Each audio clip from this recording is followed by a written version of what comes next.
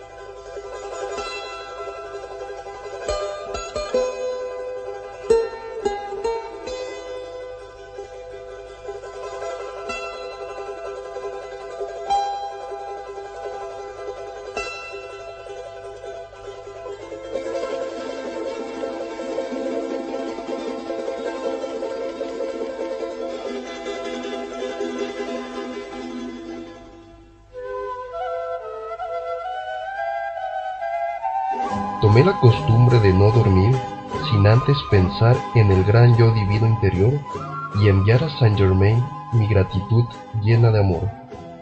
Luego de 11 días de mi último viaje, cuando estaba acostándome, oí su voz decirme claramente que fuera hacia él. De manera automática abandoné mi cuerpo y en poco tiempo estuve en el Royal Teton. En cuanto descubrí a Saint Germain esperándome, lo saludé. «A tu servicio», le dije acercándome. Él solo me respondió con una sonrisa. «Debemos trabajar, así que andemos». Yo estaba completamente consciente de la dirección en la cual viajábamos. Nos dirigíamos un poco hacia el sureste. Pronto distinguimos las luces de una ciudad. Él dijo que viera y aclaró que era la ciudad de Los Ángeles. Luego de viajar alguna distancia más lejana, pasamos sobre otra sección iluminada, y esta vez mencionó Ciudad de México. Luego llegamos a una selva tropical y comenzamos a descender. Al instante, nos encontramos parados sobre las ruinas de un antiguo templo en Mitla, Oaxaca. Ustedes tres encarnaron para dar asistencia a la civilización inca cuando alcanzó su cúspide. Los maestros ascendidos que los dirigían les dieron permiso de encarnar dentro de una familia inca para prestar un servicio que se necesitaba en ese entonces. Aquí, ustedes nacieron como hijos del emperador, quien tenía un gran desarrollo espiritual, con un profundo amor por su gente. Él invocó al único supremo Dios Luz, abundancia y perfección para bendecirlos lo mismo que a la tierra. Los incas tenían una gran devoción a su fuente y el emperador conocía y conscientemente reconocía el poder del gran sol central. Este verdadero conocimiento fue enseñado a la gente inca, y debido a que ellos conocían todo lo que se refería al gran sol central, lo utilizaban como símbolo de la divinidad. Como ese emperador mostraba gran amor a la fuente y sus súbditos, y por su profundo deseo de recibir bendiciones y la luz para conducirlos y ayudarlos, le fue concedido que desde la ciudad dorada que se encuentra sobre el desierto del Sahara, partieron 14 seres para prestarle ayuda y asistencia. Dentro de esos 14 seres estaban Lotus, tu hijo, y tú. Cuando tú tenías 10 años, Lotus 12 y vuestro hijo 14 fueron puestos bajo mi dirección para prepararlos y entrenarlos para el trabajo que harían más tarde. En ese tiempo, yo residía en la ciudad dorada, pero luego de una entonación y armonización preliminar que tuvo lugar, yo podía venir al palacio diariamente para darles la radiación e instrucción necesarias.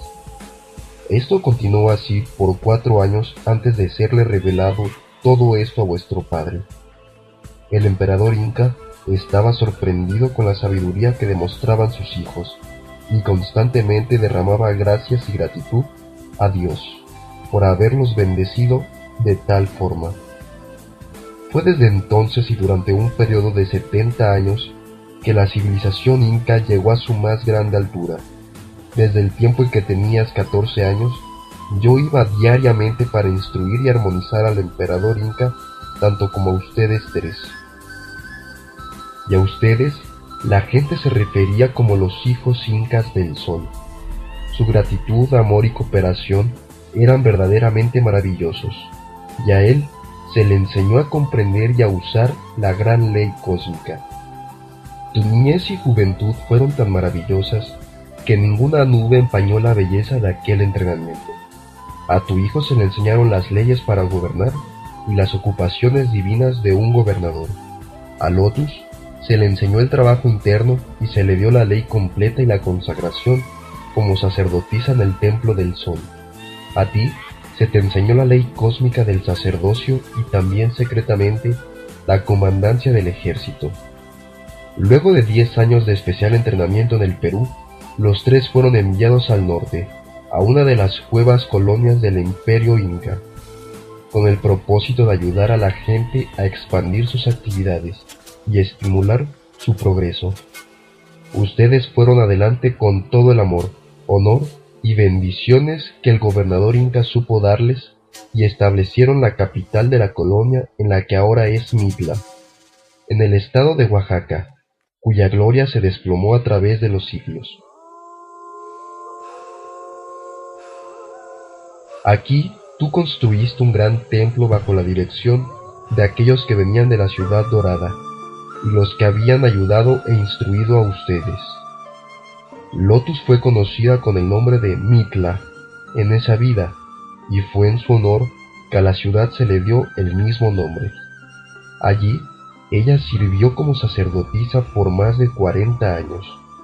Este fue uno de los templos más maravillosos de ese periodo, y ningún gasto fue escatimado para la construcción de su parte secreta. Debajo de la superficie de la tierra, la cual iba a permanecer para ser testimonio de tan espléndida civilización en siglos futuros. Tú sabías todo esto en el momento de su construcción, y diste ciertas órdenes definidas para llenar todo lo concerniente a eso, ya que la construcción completa fue dirigida por uno de los grandes maestros ascendidos de la ciudad dorada. La parte externa fue hecha de piedras macizas, algunas de las cuales pueden aún verse hoy en día en medio de las ruinas. El interior estaba formado de mármol, ónix y jade. El jade venía desde una fuente secreta en las montañas de los Andes, que jamás ha sido revelada a nadie. El colorido del trabajo de la decoración interior era de lo más místico y bello, siendo sus principales colores el dorado, púrpura, rosa fuerte y rosa pálido. El santuario interior era dorado con diseños en morado y blanco. La silla en la cual la sacerdotisa oficiaba era también de oro. Aquí el poder espiritual era enfocado y mantenido para radiar hacia el imperio y su gente. Con toda esta explicación preliminar, entraremos ahora en el templo subterráneo, en donde ha sido preservado un cuarto en medio de las ruinas de lo que una vez fue glorioso. Fuimos hasta cierta distancia más adelante, donde Saint Germain ordenó: «Retrocede». Entonces él enfocó un rayo de magno poder sobre una pila de grandes rocas que estaba delante de nosotros.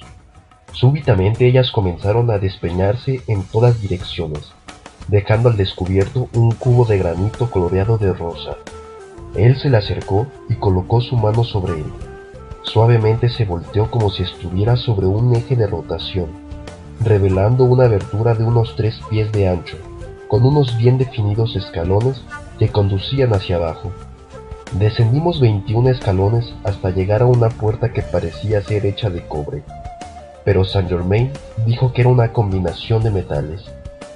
Presionando sobre un cubo de roca que se encontraba a la derecha de la entrada, la puerta se columpió suavemente abriéndose y dejándonos pasar hacia un pequeño cuarto. En su parte más alejada había un gran arco cerrado por otra puerta maciza. Esta vez él presionó con su pie sobre una piedra de diseño muy peculiar que había en el piso, y la puerta retrocedió dejando al descubierto una cámara de inmensas proporciones, la cual parecía que necesitaba mucha limpieza y ventilación. Apenas ese pensamiento había pasado por mi mente cuando el lugar se llenó con una luz violeta poderosísima, seguida por una bruma suave y blanca que llegó a ponerse tan brillante como el sol del mediodía. La limpieza fue completa, ya que todo quedó fresco, limpio y con la fragancia de rosas. Cuando entramos al gran cuarto, mi atención fue atraída por 5 cuadros muy notables. Estaban grabados al agua fuerte sobre el oro sólido, en colores que tenían verdaderamente vida. Estos, explicó Saint Germain, también son indestructibles. Representan al emperador Inca, Lotus, tú, tu hijo y yo. Todos son los cuerpos que usamos en ese tiempo. Fue solamente durante ese periodo inca que esta clase de arte se expresó. Por medio de la devoción de Lotus hacia su propia llama divina en ese entonces, ella atrajo a un gran maestro de Venus, quien la instruyó. Esa clase de arte era diferente de cualquier otro conocido sobre la Tierra, en cualquier edad. El maestro de Venus solo permitió que se hiciera un cierto número de cuadros, debido a que este particular tipo de arte estaba adelantado varios siglos a su tiempo, y por lo tanto, no era permitido que fuera usado en ese periodo de desenvolvimiento del mundo. Así pues, resurgirá en el presente la edad de oro en la cual estamos entrando. Entonces atravesamos una puerta que se encontraba a la derecha, encontrando más archivos imperecederos acerca de ese tiempo de la civilización inca y de la parte importante que jugó en ese ciclo. Recordarás el proceso para hacer estos archivos, ya que los tienes en las memorias de tu vida de hace 14.000 años, remarcó Saint Germain. Ellos serán transportados al Titón Real, junto con los grabados, ya que este templo secreto ha cumplido plenamente su función, y ahora va a ser disuelto. Pronto aparecieron bellísimos seres, radiantes, que removieron los archivos y grabados y se los llevaron. Cuando terminaron regresamos a la entrada y caminamos hasta cierto punto fuera de allí. Saint Germain enfocó su atención por unos pocos momentos sobre la posición del templo secreto y se quedó muy silencioso.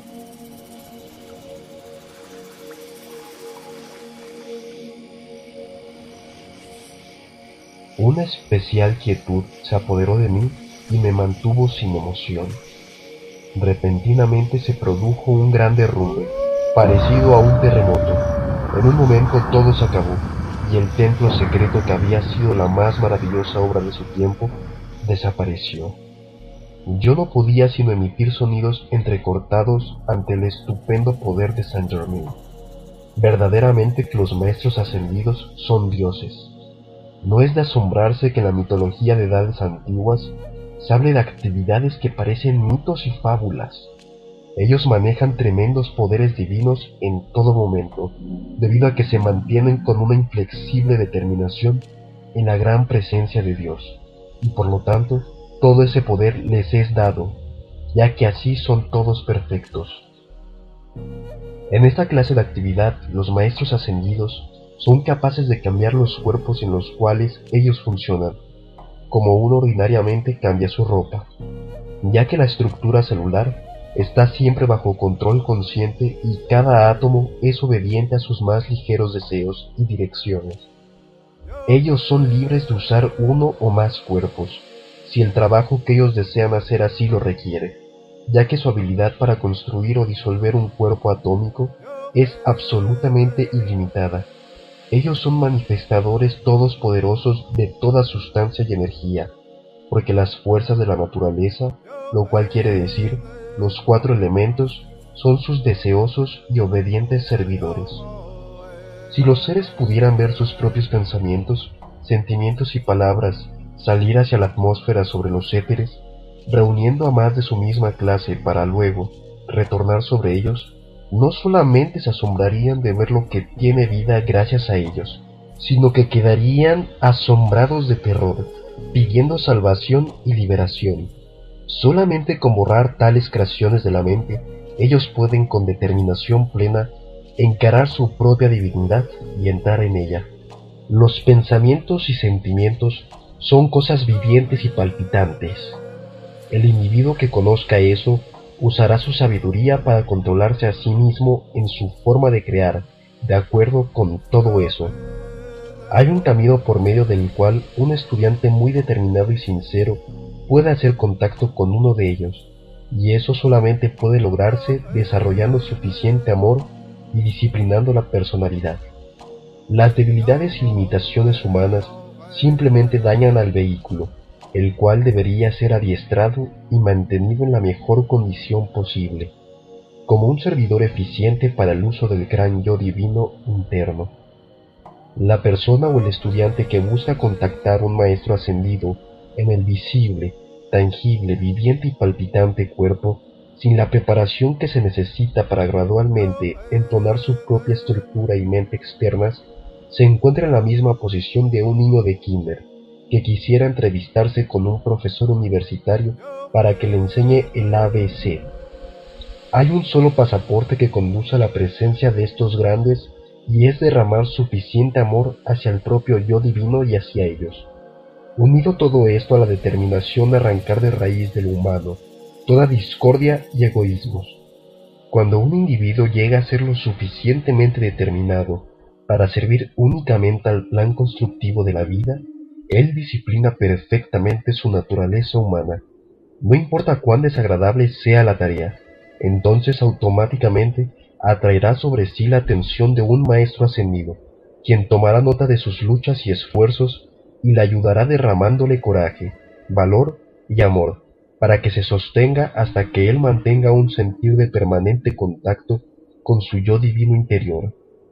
Si el estudiante no ha disciplinado a su yo exterior, o no tiene su mente en calma, si no tiene paz y amor en sus sentimientos y un cuerpo fuerte, él no es entonces materia que los maestros ascendidos puedan usar, debido al trabajo humano que ya hacen, por lo que lo otro sería una carga más. Cuando el estudiante no tiene un vehículo fuerte, controlado y bien desarrollado, está incapacitado para cooperar con un maestro ascendido, y así hacer un trabajo de cualquier clase que esté más allá de aquellos ordinarios de la experiencia humana. Así pues, no sería parte de la sabiduría, amor y misericordia someter a nadie a una experiencia para lo cual no está preparado. Como los maestros ascendidos son la culminación de la perfección, ellos naturalmente no harían nada que no fuera justo, amoroso y sabio. La actitud de alguien que desea trabajar en cooperación consciente con la hueste ascendida no debería ser: yo deseo y quiero ir hacia los maestros ascendidos para que me instruyan.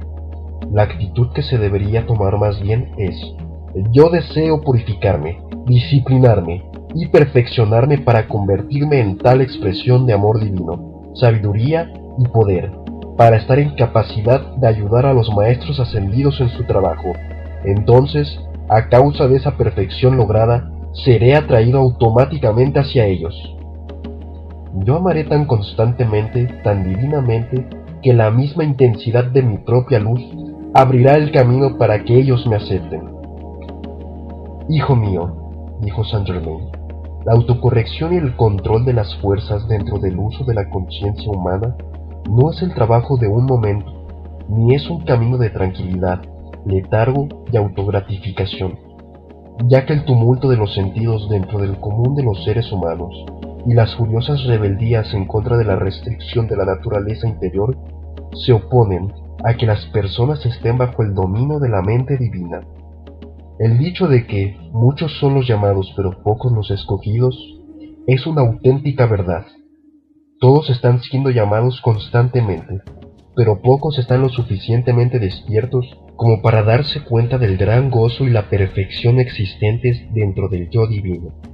Cada individuo sobre la tierra es libre en todo momento para levantarse e ir hacia el Padre, que es su yo divino, voluntariamente de la espada a la creación de los sentidos humanos, y sostenga su atención sobre la única fuente del universo, que puede surtir paz, felicidad, abundancia y perfección.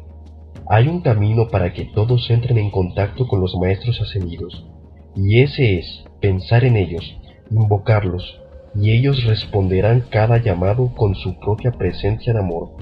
Pero el motivo para el llamado tiene que ser amor de la única fuente, amor de la luz, amor de perfección. Si esto es real, determinado y constante, el estudiante recibirá más y más luz, ya que la luz conoce su propia propiedad y que da a sí misma sin cesar incondicionalmente en todo momento. Pide y recibirás, toca y te será abierto, busca y encontrarás, e invoca la luz y los maestros ascendidos te responderán, ya que ellos son la luz de este mundo. Lotus sirvió como una sacerdotisa en el templo de Mitla por más de 40 años junto contigo y tu hijo. Por medio de los esfuerzos combinados de ustedes tres, las ciudades de la colonia alcanzaron un estado de gran perfección.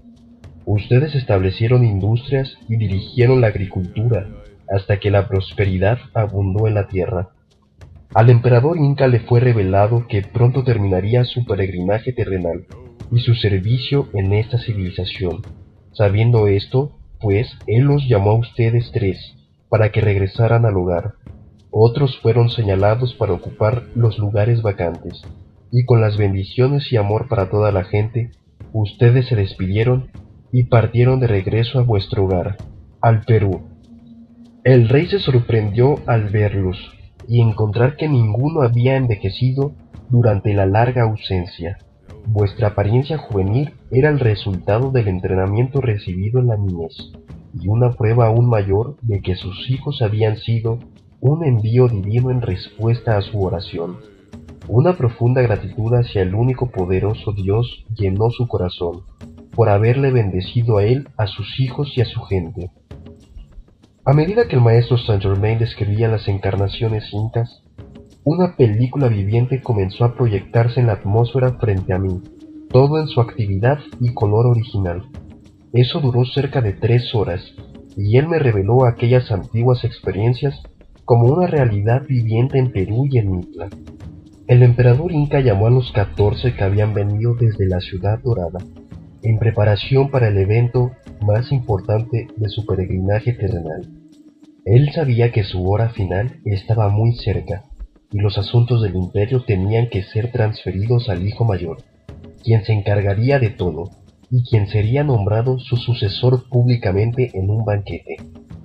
El palacio fue famoso por siglos como el edificio más extraordinario del periodo, ya que el rey tenía tremendos recursos bajo su mando en todo el reino.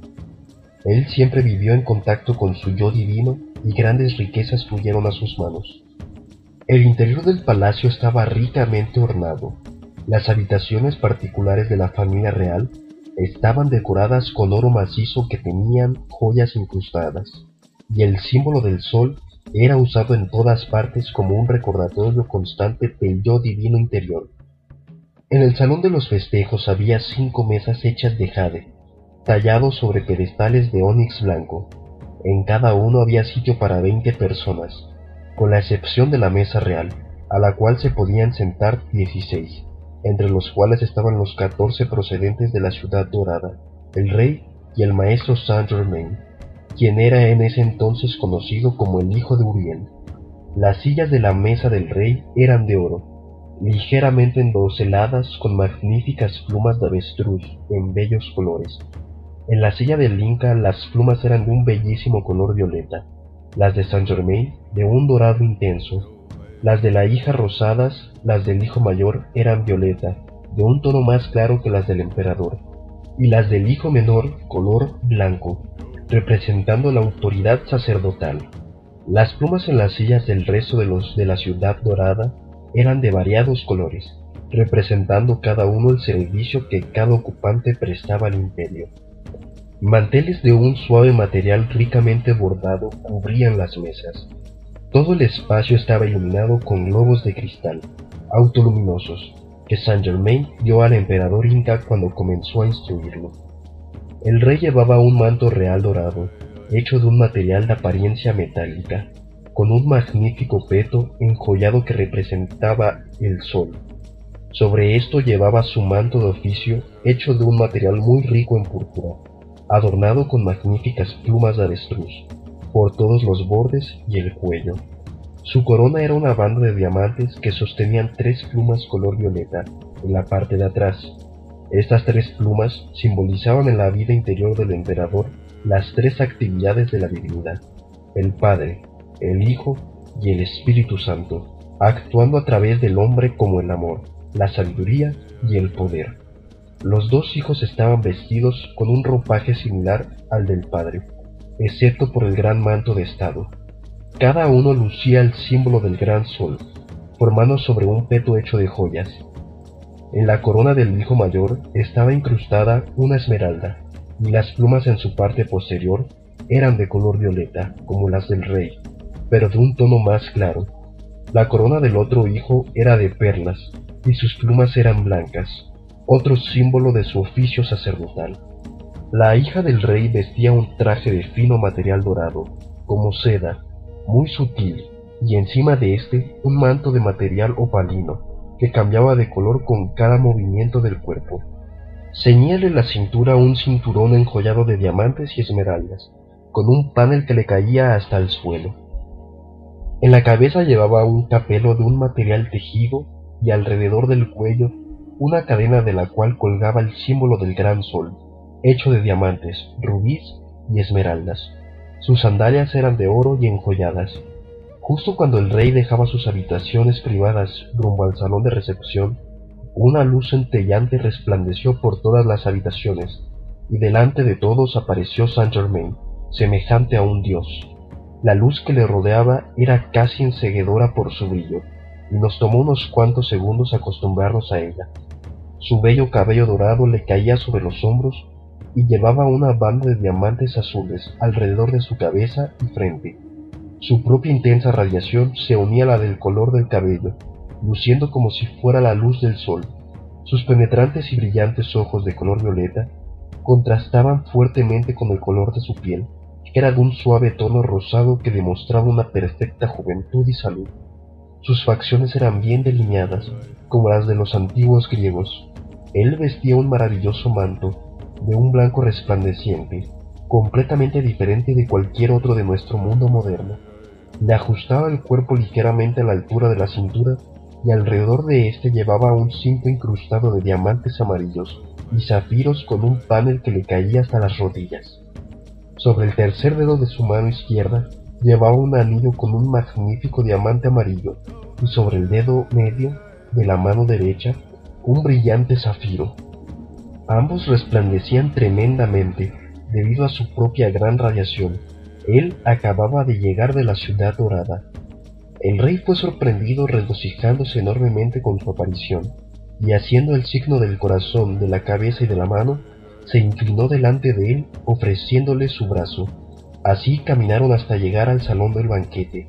Allí las mesas habían sido arregladas con un servicio completo, de oro, cristal y jade. Los hijos del rey pronto hicieron su aparición también, y cuando vieron a su amado maestro, su alegría fue indescriptible, aunque no olvidaron la dignidad de la ocasión, y haciendo el signo divino que él les había enseñado, se inclinaron delante del padre y del distinguido visitante. La señal fue dada y todos tomaron asiento. El rey se colocó a la cabecera de la mesa, el maestro Saint Germain a su derecha, y próxima a él, la hija. El hijo mayor fue colocado a su izquierda y próximo a este el hijo menor, luego el resto de los de la ciudad dorada. Al final del banquete el emperador se puso de pie y todos le dieron completa atención. Se mantuvo por un momento en silencio y extendió su mano hacia el maestro Saint Germain. Lo presentó a todos explicándole cómo él y sus hijos habían sido instruidos por él en las más altas leyes espirituales y cómo grandes bendiciones habían caído sobre la tierra y su gente, resultado del gran amor de aquel maestro. Más adelante explicó que el banquete había sido dado por él para nombrar a su sucesor en el trono. Entonces pidió a su hijo mayor que se levantara y lo anunció como el futuro emperador. Se quitó el manto real y lo colocó sobre los hombros del hijo, y luego Saint Germain levantó sus manos para bendecirlo, diciendo: «Te bendigo, hijo mío, en el nombre y poder del único Dios todopoderoso dentro del hombre, y por el poder del único Dios en él y en el gobierno del universo, cuya luz te iluminará, cuyo amor te bendecirá y envolverá a ti, a la tierra y a su gente». Poniendo el pulgar de su mano derecha sobre la frente del hijo, el amado maestro levantó su mano izquierda, y un flash enceguedor los envolvió. El rey entonces señaló a los que iban a ocupar el lugar de su hija y los dos hijos en el templo de Mintla. Saint Germain, el rey, sus hijos y el resto de los que habían venido desde la Ciudad de Oro caminaron hacia el salón del trono, donde el maestro, dirigiéndose nuevamente a ellos, dijo: Amados de la luz, vuestro hermano el rey pronto se irá para recibir un buen merecido descanso y una mayor instrucción.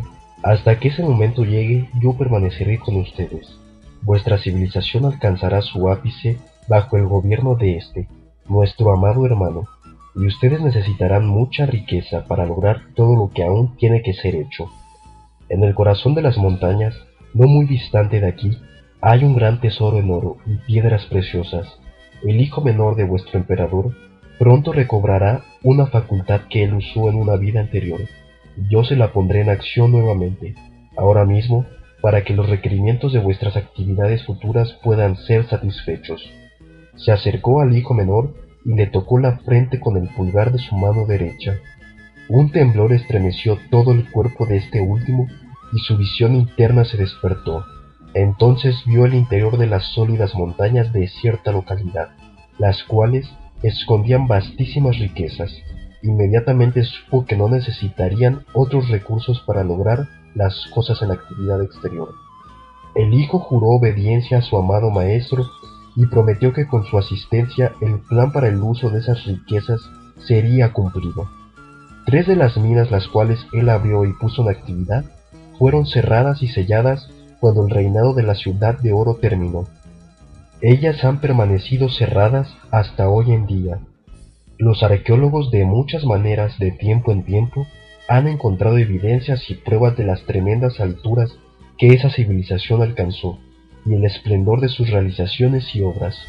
Los fragmentos de las actividades incas que ellos han descubierto son de esa civilización en los tiempos de declinación, pero el día llegará cuando lo que se logró en su ápice será revelado para bendecir, iluminar y servir a la posteridad. Al día siguiente se enviaron mensajeros a todos los puntos principales del imperio, anunciando la ascensión al trono del hijo del rey. La reputación que le acompañaba desde la ciudad de Mitla por su sabiduría, nobleza de carácter y justicia fue reconocida en todo el reino durante los años que él sirvió allí. Unos cuantos días más tarde, el hijo menor dirigió todo lo concerniente a las minas y la preparación de los equipos, hombres e instrumentos para ir a las montañas y abrirlas. Cuando estuvieron listos para comenzar, el hijo se quedó solo y mantuvo su atención fija firmemente sobre su yo divino interno. Sabiendo que él lo dirigía claramente para encontrar la mina que le había sido enseñada por medio de su visión interna, y debido a esto no tendría dificultad para ir derecho hacia el punto que había visto. Él puso a trabajar un gran número de hombres y en 60 días habían abierto las minas hasta el punto de hacer contacto con la más rica veta de oro que jamás haya sido localizada en Sudamérica, antes o desde ese tiempo. El descubrimiento y operación de esa mina han llegado hasta nuestros días como una leyenda en medio de esa gente. El hijo menor regresó con su objetivo logrado en medio de las más clamorosas bienvenidas de la gente, recibiendo las bendiciones de su padre, de Saint Germain, de su hermano mayor y de su hermana. La mina estaba a una altitud de 8000 pies y durante el tiempo en que el hijo del rey estuvo allí, llegó a adquirir una gran sensibilidad, siendo eso un hecho que ocurre siempre en altas elevaciones. Cuando él regresó al palacio, sintió que el momento había llegado para el gran cambio del emperador inca, y supo que su paso al otro lado estaba cerca. Llegó el día de la coronación del hijo del rey para asumir legal y públicamente la responsabilidad y las ocupaciones del reino. La familia real pidió al amado maestro y amigo que oficiara el acto de coronación del nuevo emperador, asintiendo él en la forma más gentil. Una preparación muy cuidadosa había sido elaborada para tan importante evento. Ya la ceremonia había progresado hasta el punto en que se iba a colocar la corona sobre el nuevo emperador. Todos observaron que Saint Germain no hizo ningún esfuerzo para recibirla. De repente surgió una enceguedora luz y delante de todos apareció un ser extraordinario. Parecía ser un joven de tan solo 18 años, aunque desde sus ojos irradiaba un brillo extraordinario, lleno de amor, sabiduría y el poder de una diosa. La luz que llenaba la atmósfera a su alrededor era blanca, cristalina, con chispas dentro de sí misma que titilaban constantemente. Extendiendo sus exquisitas manos hacia un paje portador, tomó la corona que éste llevaba, y con gracia infinita la colocó sobre la cabeza del hijo del rey, y con una voz musical dijo: «Amado de la ciudad dorada, te corono con el amor, la luz y la sabiduría de los cuales esta corona es el símbolo. Puedan tu justicia, honor y nobleza continuar siempre. Por medio de una orden divina, yo reinaré contigo, invisible para todos, menos para los de la ciudad dorada, quienes están aquí». El nuevo emperador se arrodilló para recibir la corona, y la diosa se inclinó y lo besó en la frente. Luego, ella se volteó hacia todos los huéspedes ahí reunidos, extendió sus manos y los bendijo. Inmediatamente una luz coloreada suavemente de rosa llenó todo el lugar, la cual era el derrame de su amor hacia ellos. Ella bendijo también al emperador anterior, y volviéndose hacia la hija, la sostuvo en un estrecho abrazo. Al hijo menor le extendió su mano, y él se puso de rodillas, besándola con profunda reverencia. El nuevo rey ascendió hasta el trono e hizo una reverencia a sus huéspedes. Ofreciendo su abrazo a la bellísima diosa, la condujo hasta el salón del banquete, y allí celebraron la coronación. Él dio la señal para que todos se sentaran, y luego tomó la palabra. «Mis muy amados súbditos», dijo él, «yo sé que no hay sino una poderosa presencia Dios en la humanidad y en el universo, la cual gobierna todo. Es mi deseo vivir de manera que mi mente y cuerpo sean canales puros y expresiones perfectas de la única gran presencia interna. Sean ustedes mis amigos, mi gente, nuestra tierra y sus actividades, siempre benditos con el gran amor de Dios, paz, salud y felicidad. Que este imperio, el cual es propiedad de Dios y del cual nosotros no somos sino custodios, continúe en abundante prosperidad. El amor de Dios en mí siempre los envolverá, y yo pido que a la eterna luz de Dios que me ilumine para poder conducirlos hacia su divina perfección».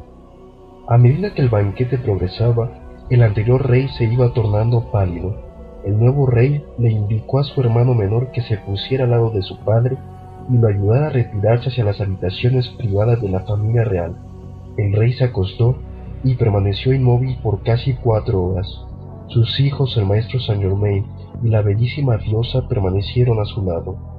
Cuando llegó el momento final del lapso terrenal, el bello ser se acercó a la cabecera del diván sobre el cual estaba acostado, y dirigiéndose a él dijo: «Hermano Inca, tú has pensado dejar tu forma física a la acción de los 4 elementos, pero yo te digo que será levantada, transmutada e iluminada hacia el eterno templo de Dios que expresa toda la perfección. Tu gran servicio te ha liberado de la rueda del nacimiento y de la llamada muerte. Sé tú ahora recibido por la hueste ascendida de la luz, con quien serás para siempre uno». Suavemente el cuerpo fue ascendiendo hasta su eterna perfección y luego desapareció completamente. Saint Germain se volvió hacia todos aquellos que estaban ahí parados. «Mi trabajo aquí ha terminado», dijo él, y acercándose hacia el rey, le colocó un anillo, con diseño muy notable en el tercer dedo de la mano derecha. La gema era una miniatura autoluminosa de una semejante sustancia a la perla, y exactamente en el centro del globo había una minúscula llama azul. Era un poco de luz igual a las esferas que Saint Germain había dado al padre del rey, y con las cuales el palacio estaba iluminado. «Acepté esto», continuó él, «del maestro de la ciudad dorada. Es su petición que usted lo lleve siempre consigo». Diciéndole adiós con una cortés inclinación, desapareció. Los 3 hijos del Inca tenían perfectos cuerpos físicos, logrados con la instrucción recibida del maestro Saint Germain en la niñez, cuando éste venía diariamente desde la ciudad dorada a prepararlos para el futuro servicio que tenían que prestar al pueblo durante su vida. Todos tenían un bellísimo cabello dorado y ojos color azul violeta. Los 2 varones medían 6 pies con 3 pulgadas y la hija 5 pies con 7 pulgadas.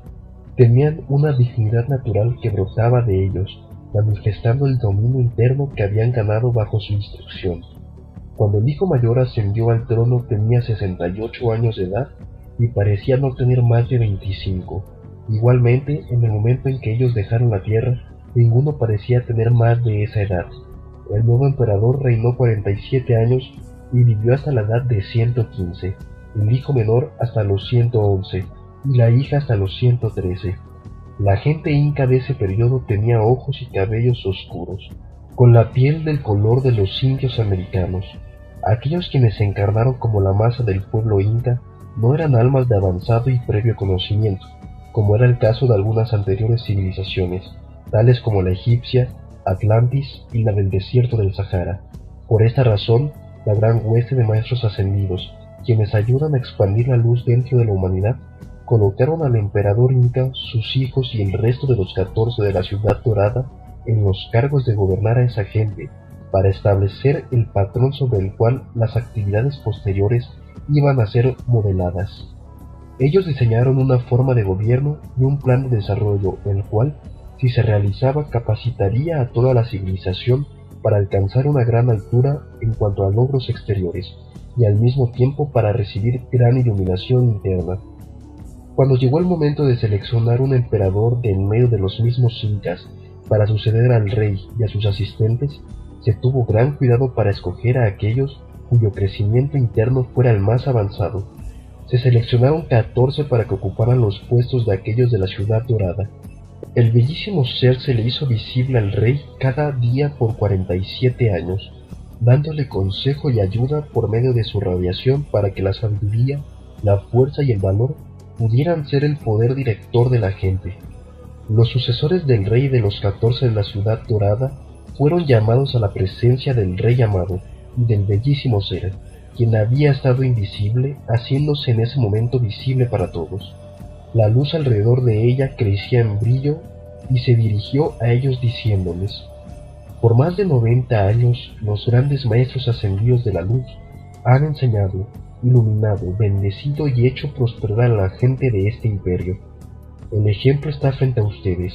Si ustedes lo siguen, todo continuará prosperando y bendiciendo vuestra tierra. Si ustedes no mantienen y guardan primeramente amor por el único Dios supremo en sus corazones y le dan reconocimiento siempre como el gobernador del imperio y de sus habitantes, la decadencia sobrevendrá y la gloriosa perfección que los ha acompañado y deleitado por más de un siglo será olvidada. Tengan cuidado de la gran presencia suprema de todo, que ella siempre los proteja y dirija, dándoles iluminación a todos. Aquí una prueba visible de la existencia del yo divino interior de cada ser humano fue revelada, para que aquellos que iban a guiar los destinos del imperio durante los años futuros. Este mismo ejemplo será nuevamente dado a los actuales habitantes.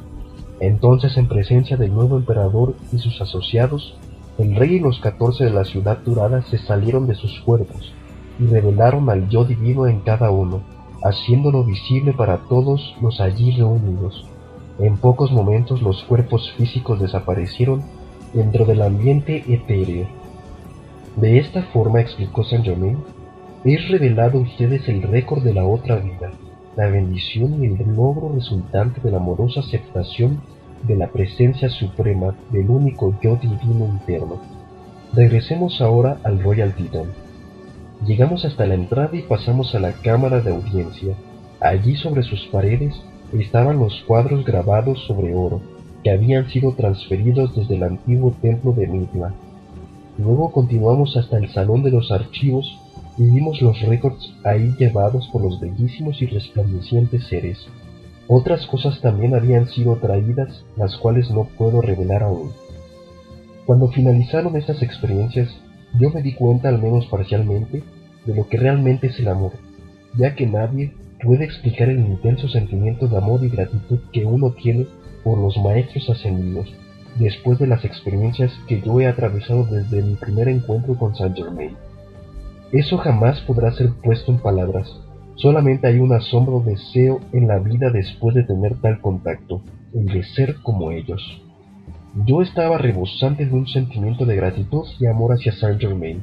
Cuando llegó el momento de retornar a mi cuerpo, Él se dio cuenta de lo que yo sentía y comprendió mi situación. «Hijo mío», dijo él, «no se puede recibir lo que no ha sido ganado. Tú mereces esto y mucho más, lo cual llegará a ser evidente a medida que avancemos. Recuerda que todo lo que parezca ser misterioso solamente lo parece así porque no puede ser interpretado. Cuando se comprende todo lo que parece raro, entonces vemos que es algo natural y de acuerdo con la ley».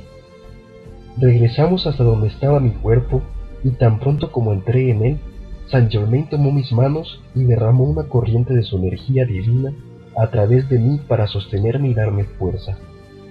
Inmediatamente me sentí revivificado en mente y cuerpo. Me senté, puse mi atención con profunda intensidad sobre mi propia presencia de Dios y le ofrecí una oración de gratitud por las enormes bendiciones que había tenido el privilegio de recibir. El maestro se inclinó con toda su gracia y desapareció.